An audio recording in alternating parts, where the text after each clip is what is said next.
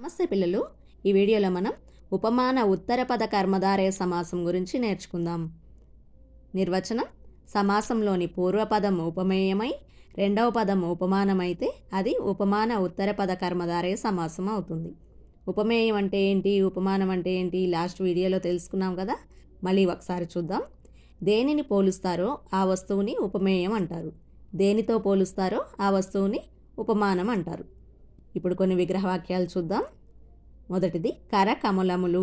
ఇందులో కమలములతో కరముల్ని పోల్చారు. కరములు అంటే చేతులు. విగ్రహవాక్యం: కమలముల వంటి కరములు. దేన్ని పోలుస్తారో అది ఉపమానం కదా. కమలములతో పోల్చారు. కమలములు అనేది ఉత్తర పదంగా ఉంది, రెండవ స్థానంలో, కాబట్టి ఇది ఉపమాన ఉత్తరపద కర్మధారయ సమాసం అవుతుంది. 2. పాద పద్మము. ఇందులో పాదాలను పద్మముతో పోల్చారు.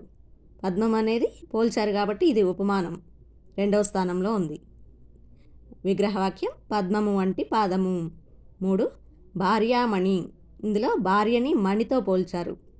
ఏ వస్తువును పోలుస్తారో అది ఉపమానం కదా, కాబట్టి మణి అనేది ఉపమానం అవుతుంది. ఉత్తర పదం స్థానంలో ఉంది, అంటే రెండవ స్థానంలో కదా, కాబట్టి ఇది ఉపమాన ఉత్తరపద కర్మధారయ సమాసం. 4. ముఖచంద్రుడు. ఇందులో ముఖాన్ని చంద్రుడితో పోల్చారు.